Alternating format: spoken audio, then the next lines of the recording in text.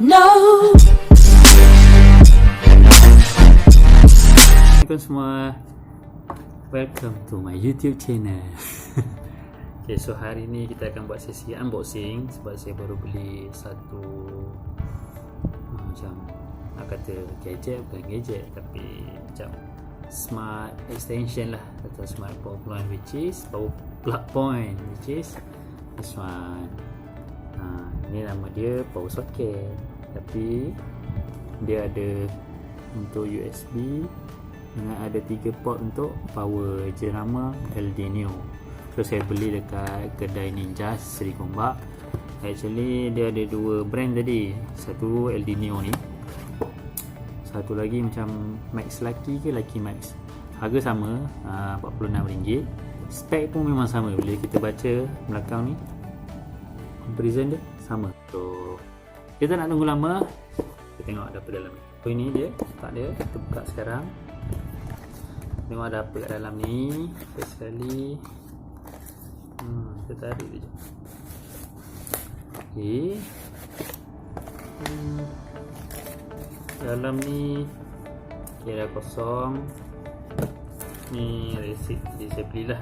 Oh, dia ada okay, tu je, tak ada manual. So ni barang dia, packaging pun quite okay. So kita keluarkan. Oh, memang tu je, tak ada manual memang kosong. Okay, ni kita letak tepi dulu. So ni, inilah dia barangnya power socket ataupun power. Dengar bunyi dia, feel solid kan. So ada 6 USB port, dia power socket port. Ni wire dia panjang 200 cm. Okay lah, ini not bad lah. Okay, so guys, to recap, so I just bought this one, LD Neo power socket dengan harga RM46, warranty 1 bulan, tapi korang kena simpan resit dia. Dan ini lah barang dia lah. Nampak?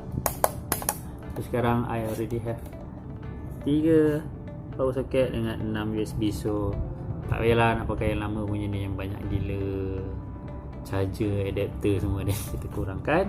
So dia ada protection dari segi electrical punya surge lah. So tak adalah kalau ada petir ke ataupun electrical surge atau rosak kan korang punya device ataupun dia punya gadget. And I think that's all. So kalau korang nak beli, korang boleh datang kat kedai Ninja Seri Gombak dengan harga hanya RM46 and warranty sebulan. Apa lagi? Okay, thank you for watching. Kalau ada soalan boleh tanya. Bye. Panda. I got broads in Atlanta, just to lean the family. Credit cards and the scammers, hitting the licks in the band.